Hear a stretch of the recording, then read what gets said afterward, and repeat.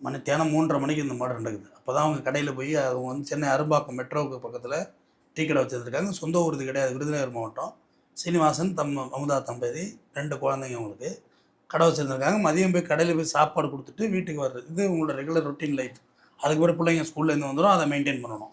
அப்படி இருக்கக்குள்ள மத்தியானம் போய் சாப்பாடு கொடுத்துட்டு வந்திருக்காங்க. பக்கத்து கடையில் ஜூஸ் கடையில் வேலை பார்த்தவன் சாந்தகுமார், சென்னை சோழிங்கநல்லூர் பகுதியை சார்ந்தவன். அவங்க ஆக்சுவலாக ஜூஸ் கடையில் வேலை பார்த்தாங்கிறாங்க, ஜூஸ் கடையில் பார்ட்னர்ஷிப்புக்குறாங்க. அது ஆமாம் சார், இதுலேயே ஒரு 2 முரண்பட்ட தகவல் தான் சொல்கிறாங்க. ஜூஸ் கடை வச்சிருந்தாருன்னு சொல்கிறாங்க, அப்புறம் ஜூஸ் கடை இல்லை வேலை செஞ்ச பையன்ற மாதிரி தான் சொல்கிறாங்க. ஃபஸ்ட்டு வந்த தகவல் ஜூஸ் கடை வச்சிருக்காரு தான் சொல்கிறாங்க. பக்கத்து கடையை வச்சிருக்காரு, ஜூஸ் கார்னர் கடை வச்சிருக்காரு, ஏகப்பட்ட ரூபா கடன் ஆகிட்டு அவருக்கு அப்படின்னு சொல்லிட்டு. இந்த அம்மா மதியம் வீட்டுக்கு வந்தப்போ, யார் இந்த அமுதா வீட்டுக்கு வந்தப்போ பின்னாடியே ஃபாலோ பண்ணி வந்து பெல் அடிச்சிருக்காரு. பெல் அடிச்சோன்னா கதவை திறந்தாங்க. இது சொல்லப்பட்ட தகவல் இன்னும் கன்க்ளூஷன் ஆகலை. பெல் அடிச்சோன்னா கதவு திறந்திருக்காரு. உள்ளே போயிட்டு அவங்க செயினை, அந்த கழுத்தோட செயினை அறுக்க முயற்சித்ததாகவும், ஆனால் தாலி குண்டெல்லாம் அங்கேயே கிடக்குது. தாலில் குழல்லாம் குழல்லாம் கோத்து போடுவாங்கல்ல, அதில் அங்கேயே கிடக்குது.